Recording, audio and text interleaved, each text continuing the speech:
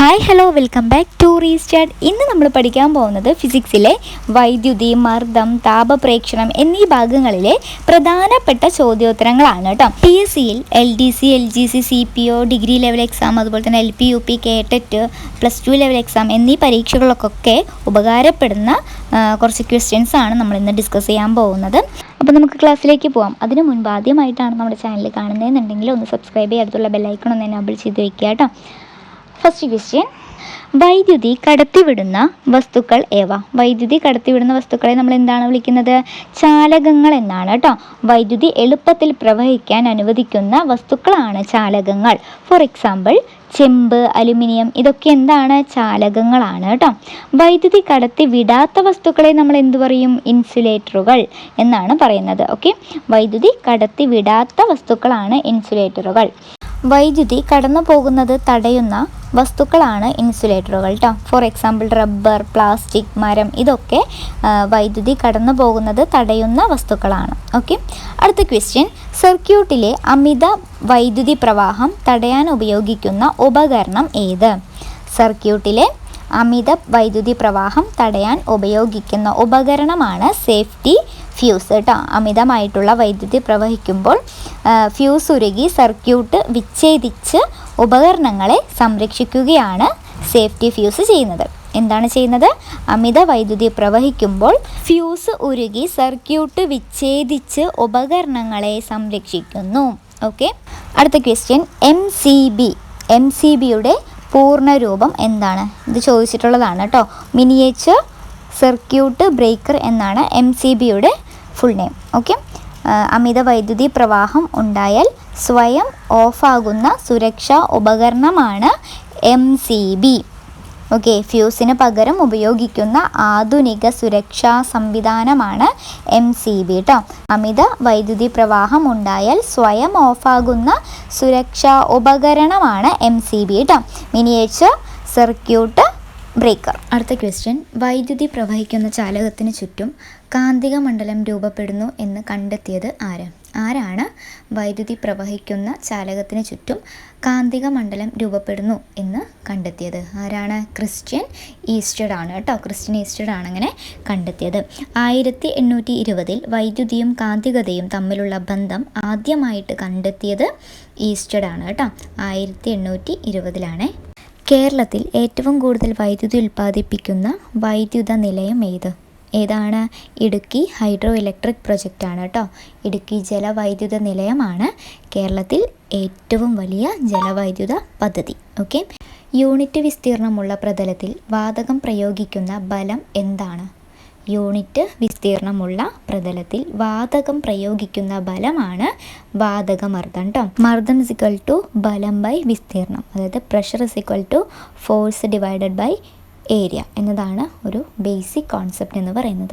അടുത്ത ക്വസ്റ്റ്യൻ, അന്തരീക്ഷ വായു യൂണിറ്റ് വിസ്തീർണത്തിൽ പ്രയോഗിക്കുന്ന ബലം. അന്തരീക്ഷ വായു യൂണിറ്റ് വിസ്തീർണത്തിൽ പ്രയോഗിക്കുന്ന ബലമാണ് അന്തരീക്ഷ മർദ്ദം കേട്ടോ. ഭൂമിയെ ചുറ്റിപ്പറ്റിയിരിക്കുന്ന വായു അതിൻ്റെ ഭാരത്താൽ എല്ലാ ദിശയിലേക്കും മർദ്ദം ചെലുത്തുന്നുണ്ട്. അടുത്ത ക്വസ്റ്റ്യൻ, അന്തരീക്ഷ മർദ്ദം അളക്കാൻ ഉപയോഗിക്കുന്ന ഉപകരണം ഏതാണ്? അന്തരീക്ഷ മർദ്ദം അളക്കാൻ ഉപയോഗിക്കുന്ന ഉപകരണമാണ് ബാരോമീറ്റർ കേട്ടോ. ഇത് ചോദിച്ചിട്ടുള്ളതാണ്. അന്തരീക്ഷ മർദ്ദത്തിലെ വ്യതിയാനങ്ങൾ അളക്കാനും കാലാവസ്ഥ പ്രവചിക്കാനും ബാരോമീറ്റർ ഉപയോഗിക്കുന്നുണ്ട്. ഈ ബാരോമീറ്റർ കണ്ടുപിടിച്ചത് ആരാണ്? ടോറിസെല്ലി ആണ് കേട്ടോ. ഇവാഞ്ചലിസ്റ്റ ടോറിസെല്ലി ആണ് 1643 എന്ത് കണ്ടുപിടിച്ചത്? ബാരോമീറ്റർ കണ്ടുപിടിച്ചിട്ടുള്ളത്. നെക്സ്റ്റ് ക്വസ്റ്റ്യൻ, അന്തരീക്ഷ മർദ്ദം അടിസ്ഥാനമാക്കി പ്രവർത്തിക്കുന്ന ഉപകരണങ്ങൾ ഏതൊക്കെയാണ്? അന്തരീക്ഷ മർദ്ദം അടിസ്ഥാനമാക്കി പ്രവർത്തിക്കുന്ന ഉപകരണങ്ങളാണ് സൈഫൺ, സിറിഞ്ച്, സ്ട്രോ, ഡ്രോപ്പർ. ഇതൊക്കെ അന്തരീക്ഷ മർദ്ദം അടിസ്ഥാനമാക്കി പ്രവർത്തിക്കുന്ന ഉപകരണങ്ങളാണ് കേട്ടോ. ഈ സൈഫൺ, സിറിഞ്ച്, സ്ട്രോ, ഡ്രോപ്പർ ഇതൊക്കെ എങ്ങനെയാണ് പ്രവർത്തിക്കുന്നത്? ഉള്ളിലെ മർദ്ദം കുറയുമ്പോൾ പുറത്തെ അന്തരീക്ഷ മർദ്ദം ദ്രാവകത്തെ അകത്തേക്ക് തള്ളിവിടുന്നു. ഇങ്ങനെയാണ് ഈ ഉപകരണങ്ങളൊക്കെ പ്രവർത്തിക്കുന്നത് കേട്ടോ. ഉള്ളിലെ മർദ്ദം കുറയുമ്പോൾ പുറത്തെ അന്തരീക്ഷ മർദ്ദം ദ്രാവകത്തെ അകത്തേക്ക് തള്ളിവിടുന്നു. നെക്സ്റ്റ്, ബെർണൗലി തത്വം എന്നാൽ എന്താണ് ബെർണൗലി തത്വം? വായു വേഗത്തിൽ ചലിക്കുമ്പോൾ മർദ്ദം കുറയുന്നു. ഒരു ദ്രാവകമോ വായുവോ അല്ലെങ്കിൽ ദ്രാവകമോ വാതകമോ വേഗത്തിൽ ഒഴുകുമ്പോൾ അതിൻ്റെ മർദ്ദം കുറയുന്നു. അതിനാൽ വേഗം കൂടിയ ഭാഗത്ത് മർദ്ദം കുറയുകയും വേഗം കുറഞ്ഞ ഭാഗത്ത് മർദ്ദം കൂടുതലായിരിക്കുകയും ചെയ്യുന്നു. ഓക്കെ, വേഗം കൂടുമ്പോൾ മർദ്ദം കുറയുന്നു. ബെർണൗളി തത്വം പ്രയോജനപ്പെടുത്തിയിരിക്കുന്ന സന്ദർഭങ്ങൾ ഏതെല്ലാം സന്ദർഭങ്ങളിലാണ് ബെർണൗളി തത്വം പ്രയോജനപ്പെടുത്തിയിരിക്കുന്നത്? ഏതൊക്കെയാണ്? വിമാനം പറത്തുന്നത്, കാർബ്യൂറേറ്ററുടെ പ്രവർത്തനം, പെയിൻറ് സ്പ്രേ. ഇതിലെല്ലാം ബെർണൗളി തത്വമാണ് പ്രയോജനപ്പെടുത്തിയിരിക്കുന്നത് കേട്ടോ. ഇത് നോട്ട് ചെയ്തോളൂ, ഇത് എക്സാമിന് ചോദിച്ചിട്ടുള്ളതാണ്. അതായത് വിമാനം പറക്കുന്നത് എങ്ങനെയാണ്? ചിറകിൻ്റെ മുകളിലൂടെ വായു വേഗത്തിൽ ഒഴുകുന്നതിനാൽ അവിടെ മർദ്ദം കുറയുന്നു. താഴെ മർദ്ദം കൂടുതലായതിനാൽ വിമാനം മുകളിലേക്ക് ഉയരുന്നു. ഇത് വിമാനത്തിൻ്റെ ആണ്. ഇനി കാർബ്യൂറേറ്ററുകൾ എങ്ങനെയാണ് പ്രവർത്തിക്കുന്നത്? വായു വേഗത്തിൽ കടക്കുമ്പോൾ മർദ്ദം കുറയുന്നു. അതിനാൽ ഇന്ധനം വലിച്ചെടുക്കപ്പെടുകയും വായുവുമായി കലരുകയും ചെയ്യുന്നു. ഇന്ധനം വലിച്ചെടുക്കപ്പെടുകയും വായുവായിട്ട് കലരുകയും ചെയ്യുന്നു. ഓക്കെ, ഇങ്ങനെയാണ് കാർബ്യൂറേറ്ററുകൾ പ്രവർത്തിക്കുന്നത്. പെയിൻറ് സ്പ്രേ എങ്ങനെയാണ്? വേഗത്തിൽ പോകുന്ന വായു മർദ്ദം കുറയ്ക്കുന്നതിനാൽ പെയിൻറ് പുറത്തേക്ക് വലിച്ചെടുക്കപ്പെടുകയും സ്പ്രേ ആയി പുറത്തു വരികയും ചെയ്യുന്നു കേട്ടോ.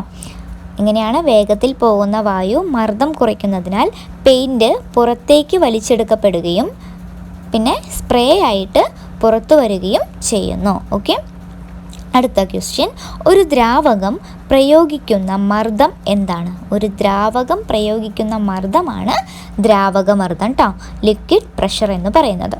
അടുത്ത ക്വസ്റ്റ്യൻ, ദ്രാവക ഉപരിതലത്തിൽ നിന്ന് ആഴം കൂടുന്തോറും ദ്രാവകമർദ്ദത്തിന് എന്ത് സംഭവിക്കുന്നു? ദ്രാവക ഉപരിതലത്തിൽ നിന്ന് ആഴം കൂടുന്തോറും ദ്രാവകമർദ്ദത്തിന് എന്ത് സംഭവിക്കും? ദ്രാവകമർദ്ദം കൂടുന്നു കേട്ടോ. അതായത് ആഴത്തിലേക്ക് പോകുന്തോറും മുകളിലുള്ള ദ്രാവകത്തിൻ്റെ അളവ് കൂടും.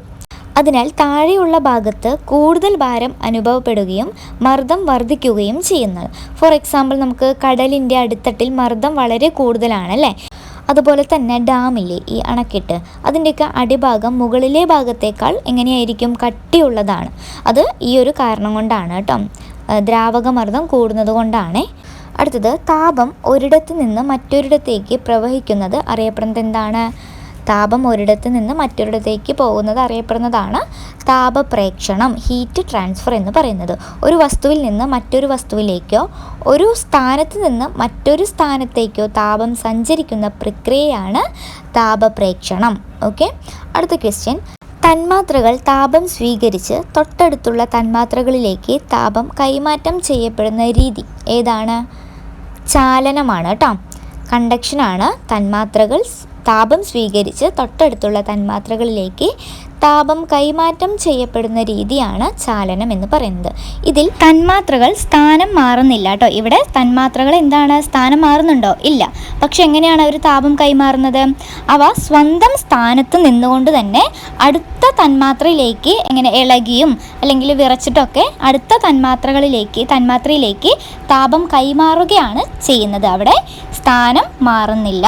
അടുത്ത ക്വസ്റ്റ്യൻ, ഖരവസ്തുക്കളിൽ പ്രധാനമായും താപപ്രേക്ഷണം ചെയ്യപ്പെടുന്ന രീതി. ഖരവസ്തുക്കളിൽ എങ്ങനെയാണ് താപം പ്രേക്ഷണം ചെയ്യപ്പെടുന്നത്? ചാലനം വഴിയാണ് കേട്ടോ. ഖരവസ്തുക്കളിലെ തന്മാത്രകൾക്ക് സഞ്ചരിക്കാൻ കഴിയാത്തതിനാൽ ചാലനത്തിലൂടെയാണ്, അതായത് ഷെയ്ക്ക് ചെയ്തിട്ടൊക്കെയാണ് താപം കൈമാറുന്നത് കേട്ടോ. അടുത്ത ക്വസ്റ്റ്യൻ, ചാലനം വഴി താപം നന്നായി കടത്തിവിടുന്ന വസ്തുക്കൾ എന്താണ്? സുചാലകമാണ് കേട്ടോ, ഗുഡ് കണ്ടക്ടേഴ്സ് ആണ്. ചാലനം വഴി താപം നന്നായി കടത്തിവിടുന്ന വസ്തുക്കളെ നമ്മൾ എന്താണ് പറയുന്നത്? സുചാലകങ്ങൾ, ഗുഡ് കണ്ടക്ടേഴ്സ്. ചെമ്പ്, അലുമിനിയം, ഇരുമ്പ് തുടങ്ങിയ ലോഹങ്ങളൊക്കെ താപം വേഗത്തിൽ കടത്തിവിടുന്നുണ്ട് കേട്ടോ.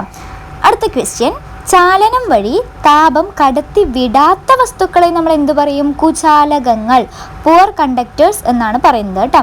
അതായത് ഇൻസുലേറ്റേഴ്സ് ഒക്കെ ഇല്ലേ, അതാണ് ചാലനം വഴി താപം കടത്തിവിടാത്ത വസ്തുക്കൾ. ഏതാണ്? കുചാലകങ്ങൾ. ഇപ്പം മരം, പ്ലാസ്റ്റിക്, റബ്ബർ എന്നിവയൊക്കെ താപം എളുപ്പത്തിൽ കടത്തിവിടാറുണ്ടോ? ഇല്ല അല്ലേ, പെട്ടെന്നൊന്നും കടത്തിവിടുന്നില്ല. അവയൊക്കെയാണ് കുചാലകങ്ങൾ അഥവാ ഇൻസുലേറ്റേഴ്സ് എന്ന് പറയുന്നത്. അടുത്ത ക്വസ്റ്റ്യൻ, പ്രഷർ കുക്കറിൻ്റെയും നോൺ സ്റ്റിക്ക് പാത്രങ്ങളുടെയും കൈപ്പിടികൾ നിർമ്മിക്കാൻ ഉപയോഗിക്കുന്ന പദാർത്ഥം ഏത്? ഇപ്പോൾ പ്രഷർ കുക്കറിൻ്റെയും നോൺ സ്റ്റിക്ക് പാത്രങ്ങളുടെയൊക്കെ കൈപ്പിടികൾ നമ്മൾ പിടിക്കുന്ന സമയത്ത് നമുക്കവിടെ ചൂട് അനുഭവപ്പെടാറില്ല അല്ലേ. അതിൽ വേണ്ടിയിട്ട് നമ്മളൊരു പദാർത്ഥമാണ് യൂസ് ചെയ്യുന്നത്. അതെന്താണ്? ബേക്കലൈറ്റ് ആണ് കേട്ടോ. ബേക്കലൈറ്റ് എന്നാണ് പേര്. ബേക്കലൈറ്റ് താപത്തിൻ്റെ കുചാലകമാണ്. അതിനാൽ കൈപ്പിടി ചൂടാകാതെ പിടിക്കാൻ കഴിയും. ഓക്കെ. അടുത്തത് തന്മാത്രകളുടെ സ്ഥാനമാറ്റം മുഖേന താപപ്രേക്ഷണം ചെയ്യപ്പെടുന്ന രീതി. തന്മാത്രകളുടെ സ്ഥാനമാറ്റം മുഖേന താപപ്രേക്ഷണം ചെയ്യപ്പെടുന്ന രീതിയാണ് കൺവെക്ഷൻ അഥവാ സംവഹനം എന്ന് പറയുന്നത്. ഇവിടെ ചൂടായ ദ്രാവകമോ വാതകമോ മുകളിലേക്ക് ഉയരുകയും തണുത്തത് താഴേക്ക് വരികയും ചെയ്യുന്നുണ്ട് കേട്ടോ. സംവഹനം എന്ന പ്രോസസ്സിൽ നടക്കുന്നത് ഇങ്ങനെയാണ്. ചൂടായ ദ്രാവകമോ വാതകമോ മുകളിലേക്ക് ഉയരുകയും തണുത്തത് താഴേക്ക് വരികയും ചെയ്യുന്നു. അടുത്ത ക്വസ്റ്റ്യൻ, വാതകങ്ങളിലും ദ്രാവകങ്ങളിലും പ്രധാനമായും താപപ്രേക്ഷണം ചെയ്യപ്പെടുന്ന രീതി ഏതാണെന്ന് ചോദിക്കുന്നുണ്ട്. അത് സംവഹനം തന്നെയാണ് കേട്ടോ. വാതകങ്ങളിലും ദ്രാവകങ്ങളിലും തന്മാത്രകൾക്ക് സ്വതന്ത്രമായി സഞ്ചരിക്കാൻ കഴിയുന്നതിനാലാണ് സംവഹനം നടക്കുന്നത്. അടുത്ത ക്വസ്റ്റ്യൻ, മാധ്യമത്തിന്റെ സഹായമില്ലാതെ തന്നെ താപം പ്രേക്ഷണം ചെയ്യപ്പെടുന്ന രീതി. അപ്പോൾ മാധ്യമങ്ങളുടെ ഒന്നും സഹായമില്ലാതെ താപം പ്രേക്ഷണം ചെയ്യപ്പെടുന്നുണ്ട്. ആ ഒരു രീതിയാണ് വികിരണം അഥവാ റേഡിയേഷൻ എന്ന് പറയുന്നത് കേട്ടോ. ശൂന്യാകാശത്തിലൂടെയും താപം സഞ്ചരിക്കാൻ കഴിയുന്ന ഏക രീതിയാണ് വികിരണം. ഓക്കെ. ഇവിടെ ഒരു കാര്യം കൂടി നോട്ട് ചെയ്തോളൂ. മിനുസമുള്ള പ്രതലം വികിരണ താപത്തെ എന്ത് ചെയ്യും? പ്രതിഫലിപ്പിക്കും കേട്ടോ. മിനുസമുള്ള പ്രതലം വികിരണ താപത്തെ പ്രതിഫലിപ്പിക്കുന്നുണ്ട് കേട്ടോ. മിനുസമുള്ളതും തിളക്കമുള്ളതുമായ പ്രതലങ്ങൾ താപവികിരണത്തെ എന്ത് ചെയ്യും? തിരിച്ചയക്കും. അടുത്തത്, വികിരണം വഴി താപപ്രസരണം ചെയ്യപ്പെടുന്ന സന്ദർഭത്തിന് ഉദാഹരണം എന്താണെന്ന് ചോദിച്ചാൽ എന്ത് പറയും? ഇൻക്യുബേറ്ററിൽ മുട്ട വിരിയുന്നത് കേട്ടോ. ഇത് വികിരണം വഴി താപപ്രസരണം ചെയ്യപ്പെടുന്ന ഒരു സന്ദർഭം തന്നെയാണ് കേട്ടോ. ഇത് ചോദിച്ചിട്ടുള്ളതാണ്. ഇൻക്യുബേറ്ററിലെ താപം പ്രധാനമായും വികിരണത്തിലൂടെയാണ് മുട്ടകളിലേക്ക് എത്തുന്നത്. മറ്റൊരു ഉദാഹരണം പറയാം. സൂര്യനിൽ നിന്ന് ഭൂമിയിലേക്ക് താപം എത്തുന്നത് എങ്ങനെയാണ്? വികിരണം വഴി തന്നെയാണ്. അടുത്ത ക്വസ്റ്റ്യൻ, ശരീര താപനില അളക്കാൻ വേണ്ടി മാത്രം രൂപകൽപ്പന ചെയ്ത തെർമോമീറ്റർ ഏതാണ്? ശരീര താപനില അളക്കാൻ വേണ്ടി മാത്രം രൂപകൽപ്പന ചെയ്ത തെർമോമീറ്റർ ആണ് ക്ലിനിക്കൽ തെർമോമീറ്റർ കേട്ടോ. അടുത്ത ക്വസ്റ്റ്യൻ, 200 ഡിഗ്രി സെൽഷ്യസിൽ താഴെയുള്ള താപനില അളക്കാൻ ഉപയോഗിക്കുന്ന തെർമോമീറ്റർ ഏതാണ്? ലബോറട്ടറി തെർമോമീറ്റർ ആണ് 200 ഡിഗ്രി സെൽഷ്യസിൽ താഴെയുള്ള താപനില അളക്കാനായിട്ട് ഉപയോഗിക്കുന്നത് കേട്ടോ. പരീക്ഷണശാലകളിൽ ദ്രാവകങ്ങളുടെയും മറ്റ് താപനില അളക്കാനാണ് ഇത് ഉപയോഗിക്കുന്നത് കേട്ടോ. ഇനി പറയുന്ന കാര്യം നോട്ട് ചെയ്തോളൂ. പദാർത്ഥങ്ങൾ താപം ലഭിക്കുമ്പോൾ വികസിക്കുകയും തണുക്കുമ്പോൾ സങ്കോചിക്കുകയും ചെയ്യുന്നുണ്ട് അല്ലേ? ചൂടാകുമ്പോൾ തന്മാത്രകൾ തമ്മിലുള്ള അകലം കൂടുകയും തണുക്കുമ്പോൾ കുറയുകയും ചെയ്യുന്നു. അപ്പോൾ പദാർത്ഥങ്ങൾ താപം ലഭിക്കുമ്പോൾ എന്ത് സംഭവിക്കുന്നു? താപം ലഭിക്കുമ്പോൾ വികസിക്കുകയും തണുക്കുമ്പോൾ സങ്കോചിക്കുകയും ചെയ്യുന്നുണ്ട് കേട്ടോ. അടുത്ത ക്വസ്റ്റ്യൻ, പകൽ സമയത്ത് കടലിൽ നിന്ന് കരയിലേക്ക് വീശുന്ന കാറ്റാണ് കടൽക്കാറ്റ് കേട്ടോ. കടലിൽ നിന്ന് കരയിലേക്ക് വീശുന്ന കാറ്റാണ് കടൽക്കാറ്റ്. എന്നാൽ രാത്രി സമയത്ത് കരയിൽ നിന്ന് കടലിലേക്ക് വീശുന്ന കാറ്റ് ഏതാണ്? അത് കരക്കാറ്റാണ് കേട്ടോ. കരയിൽ നിന്ന് കടലിലേക്ക് രാത്രി സമയത്ത് വീശുന്ന കാറ്റാണ് കരക്കാറ്റ്. ഈ കടൽക്കാറ്റ് ഇവിടെ എന്താ സംഭവിക്കുന്നത്? പകൽ കര വേഗത്തിൽ ചൂടാകുന്നതിനാൽ ചൂടായ വായു മുകളിലേക്ക് ഉയരുന്നു. അതിൻ്റെ സ്ഥാനത്തേക്ക് കടലിൽ നിന്നുള്ള തണുത്ത വായു വരുന്നു. ഇതാണ് കടൽക്കാറ്റ് എന്ന് പറയുന്നത് കേട്ടോ. പകൽ കര വേഗത്തിൽ ചൂടാകുന്നതിനാൽ ചൂടായ വായു എവിടേക്ക് പോകും? മുകളിലേക്ക് ഉയരുന്നു. അതിൻ്റെ സ്ഥാനത്തേക്ക് കടലിൽ നിന്ന് തണുത്ത വായു വരുന്നു. ഇതാണ് കടൽക്കാറ്റ്. എന്നാൽ കരക്കാറ്റ് എന്താണ്? കരക്കാറ്റ് എന്ന് വെച്ചാൽ രാത്രി കര വേഗത്തിൽ എന്ത് ചെയ്യും? തണുക്കുന്നതിനാൽ കടലിലെ ചൂടുള്ള വായു മുകളിലേക്ക് ഉയരുകയും കരയിൽ നിന്നുള്ള തണുത്ത വായു കടലിലേക്ക് നീങ്ങുകയും ചെയ്യുന്നു. നേരെ ഓപ്പോസിറ്റാണ്. അടുത്ത ക്വസ്റ്റ്യൻ, കടൽക്കാറ്റിനും കരക്കാറ്റിനും കാരണം എന്താണ്? നമ്മൾ നേരത്തെ പഠിച്ച സംവഹനം, കൺവെക്ഷനാണ് കടൽക്കാറ്റിനും കരക്കാറ്റിനും കാരണം അല്ലേ? അപ്പോൾ കൺവെക്ഷൻ അഥവാ സംവഹനം എന്ന് വെച്ചാൽ എന്തായിരുന്നു? തന്മാത്രകളുടെ സ്ഥാനമാറ്റം മുഖേന താപപ്രേക്ഷണം ചെയ്യപ്പെടുന്ന രീതിയാണ് സംവഹനം എന്ന് പറയുന്നത് അല്ലേ? അടുത്ത ക്വസ്റ്റ്യൻ, സൂര്യപ്രകാശം ലംബമായി പതിക്കുന്നത് എവിടെയാണ്? ഭൂമധ്യരേഖാ പ്രദേശങ്ങളിലാണ് സൂര്യപ്രകാശം ലംബമായിട്ട് പതിക്കുന്നത് കേട്ടോ. ഭൂമധ്യരേഖയ്ക്ക് സമീപമുള്ള പ്രദേശങ്ങളിൽ സൂര്യകിരണങ്ങൾ കൂടുതൽ നേരിട്ട് പതിക്കുന്നതിനാൽ അവിടെ എന്തായിരിക്കും? ചൂട് കൂടുതലായിരിക്കും. അടുത്ത ക്വസ്റ്റ്യൻ, ഇന്ത്യയിൽ സൂര്യപ്രകാശം ഏറ്റവും ലംബമായി പതിക്കുന്നത് എപ്പോഴാണ്? മെയ്, ജൂൺ, ജൂലൈ മാസങ്ങളിലാണ് ഇന്ത്യയിൽ സൂര്യപ്രകാശം ഏറ്റവും കൂടുതൽ ലംബമായിട്ട് പതിക്കുന്നത് കേട്ടോ. ഇത് നോട്ട് ചെയ്ത് വെച്ചോളൂ. അപ്പോൾ ഇന്നത്തെ ക്ലാസ്സിൽ 35 ക്വസ്റ്റ്യൻസ് ആണ് ഡിസ്കസ് ചെയ്തിട്ടുള്ളത് അല്ലേ? അപ്പോൾ ഈ കാര്യങ്ങളൊക്കെ മനസ്സിലായെന്ന് വിചാരിക്കുന്നു. ഇവിടെ കൂടുതലായിട്ട് നമ്മൾ നോട്ട് ചെയ്ത് വെക്കേണ്ട എന്താണെന്ന് വെച്ചാൽ ഇവിടെ ഖരപദാർത്ഥങ്ങളിൽ താപപ്രേക്ഷണം നടക്കുന്നത് എങ്ങനെയാണ്? ചാലനം വഴിയാണ് അല്ലേ. എന്നാൽ ദ്രാവകം അഥവാ വാതകം എന്നീ വസ്തുക്കളൊക്കെ താപപ്രേക്ഷണം ചെയ്യപ്പെടുന്നത് എങ്ങനെയാണ്? സംവഹനം വഴിയാണ്. ഇനി ശൂന്യാകാശത്ത് താപപ്രേക്ഷണം സംഭവിക്കുന്നത് എങ്ങനെയാണ്? വികിരണം വഴി. ഇതൊന്ന് നോട്ട് ചെയ്ത് വെക്കുക, ബാക്കിയുള്ള കാര്യങ്ങളൊക്കെ പഠിക്കുക. അപ്പോൾ ഓക്കെ, ക്ലാസ് ഇഷ്ടമായെന്നുണ്ടെങ്കിൽ ലൈക്ക് ചെയ്യുക, കമൻറ്റ് ചെയ്യുക, നിങ്ങളുടെ ഫ്രണ്ട്സിനൊക്കെ ഒന്ന് ഷെയർ ചെയ്യുക, സബ്സ്ക്രൈബ് ചെയ്യുക, അടുത്തുള്ള ബെല്ലൈക്കൺ ഒന്ന് എനേബിൾ ചെയ്ത് വയ്ക്കുക കേട്ടോ. Okay, by.